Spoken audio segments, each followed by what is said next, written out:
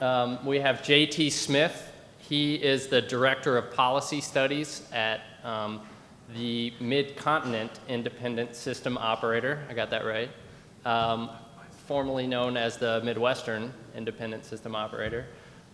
They, as their name implies, operate the transmission system in 15 states? That's correct. 15 states. So, two things. One, I'm sorry about the glare for the camera.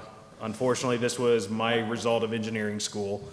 For any of those that I see the soft white glow of iPhones, iPads, whatnot, right hand Cub score, left hand Cardinal score, please, if you're following. How many people know what MISO is or why we exist? Excellent. There's a lot of people in here, and I appreciate that significantly. I don't have an introductory slide from a MISO perspective. I always tend to forget that, but MISO is a regional transmission organization. We like to say that we do three primary things. We facilitate an energy market. We support our member utilities in transmission planning from a regional component, and we also manage and facilitate the reliability of the grid from a day-to-day 5-minute operation perspective. We operate in 15 states.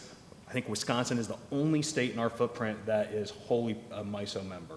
Every other state in our footprint either participates in multiple RTOs or non-RTO, RTO participation. And actually, I think Missouri is RTO, non-RTO, RTO. So it's we're an interesting set of entities that exist in the country. There are 5, I believe, in the Eastern Interconnect, 1 in the Western Interconnect, the California ISO, and then I guess 6 in the Eastern Interconnect if you count Ontario participation in Canada. So we're one of 7 organizations, or 8 organizations. I forgot about ERCOT, Texas, but they don't count because they're by themselves down there.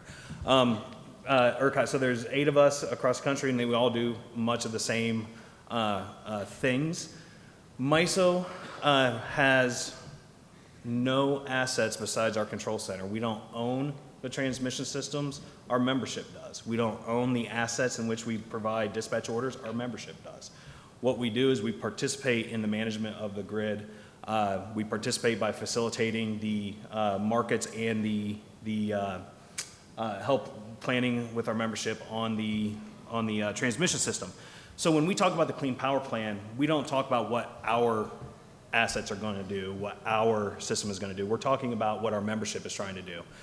Our primary purpose, when you talk to me, my ultimate goal is long-term bulk electric system planning, making sure that we have the right infrastructure out there to manage any type of potential future. So when we talk about Clean Power Plan specifically, for me to be able to plan a transmission system, I need to understand what the generation impacts are going to be, what the asset owners are going to do as part of this compliance, how they're going to get down to that 1305 number or the 771-ish number, how they're going to go about. Are they going to build renewable energy? Are they going to retire coal plants? Are they going to build new gas plants? Are they going to focus on energy efficiency and things behind the meter that we don't see as a facilitator of the bulk electric system? We have concerns in regards not just the electric transportation, but the natural gas transportation. And I think it was 2 winters ago now, the polar vortex that happened in January was an interesting anomaly for the operational electric system because it took into account and made us have to become aware of how natural gas delivery existed. And as we move in the MISO Midwest part of our footprint, everything north of Missouri north, the historical contribution of energy in our footprint has been roughly about 70% coal-fired. So as we move to a carbon-constrained world, this part of the country is going to see a significant shift in how the system was designed to operate and where that source of energy came from, which also means gas transportation to help support future combustion necessary to meet reliability requirements on the system. Obviously, as part of the transmission planning group, we are worried about the reliability of the system. We do have authority in regards to transmission reliability. We do not have authority when it comes to generation reliability. That stays with our states. So we have to converse with our states. We have to work with them to understand what direction the resources are going to be going on the system, because that is a major impact in regards to the design of and reliable operation of the system.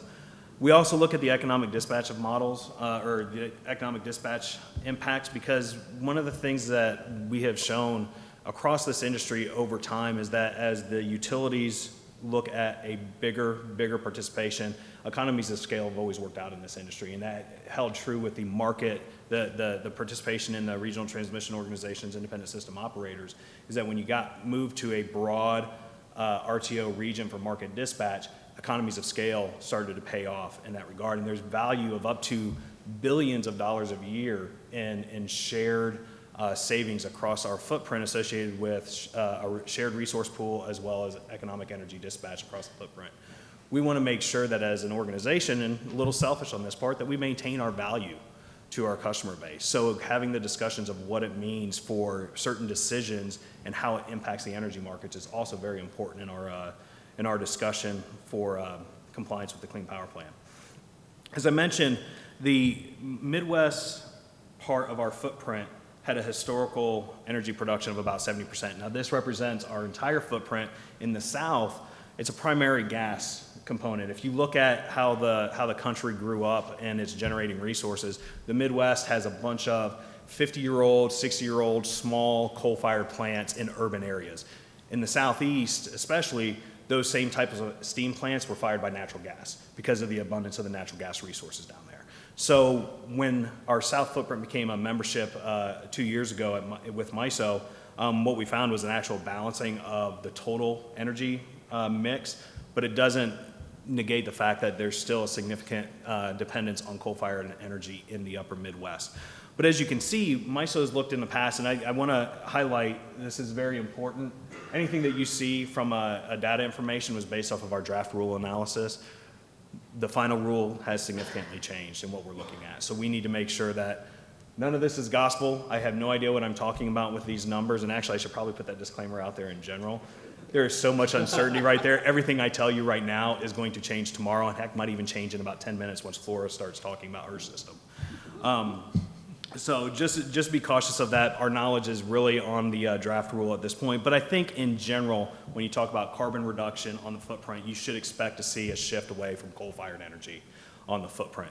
Whether it's replaced in our modeling with natural gas, or you start to see maybe higher penetrations of energy efficiency, renewable resources. MISO's footprint currently has, from just the state renewable portfolio standards that exist within our footprint, there's going to be about 25 gigawatts of total wind that's going to be operational under MISO control. Right now we're at 15. So there's still some room to grow just from the state RPS requirements that are out there. So we'll continue to see some growth in that. The question is where do the economics lie for distributed resources from a retail perspective? Where do the economics lie for future renewable resources? Are we going to see combined cycles pop up? The conversation of existing combined cycles versus new combined cycles, and this whole terminology creation of the leakage within the rule is going to be an interesting component. I've got a question in regards to how can I operate my combined cycle plants at 75% capacity factors as assumed in the building blocks when I now have a new ozone requirement that may restrict my current operation in some of these areas. I don't know how that's all going to work. They're all going to have to play together, questions that we need to continue to ask as we try to work our way through. Now, in the draft rule, MISO, we kind of brute forced our analysis. It's hard to look at resource requirements on a footprint as large as ours with some of the traditional models that are out there. Most of the traditional models are very utility focused.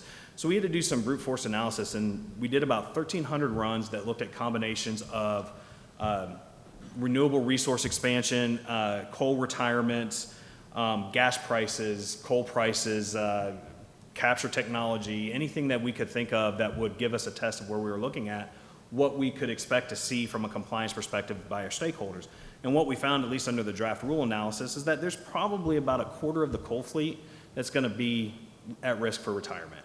Will they all retire? Maybe, maybe not. We don't know for certain. Those are decisions that each asset owner will make on their own to what compliance level they need to meet and what the actual economics on the system look like for their continued operation. But a 25% reduction in the coal fleet in the Midwest units where the transmission system was purposely built around to deliver that energy to the load centers is going to change the infrastructure use and how we're going to have to look at the delivery of energy. leads to this, the congestion on the system, which is essentially an economic indicator of reliability on the system. It changes.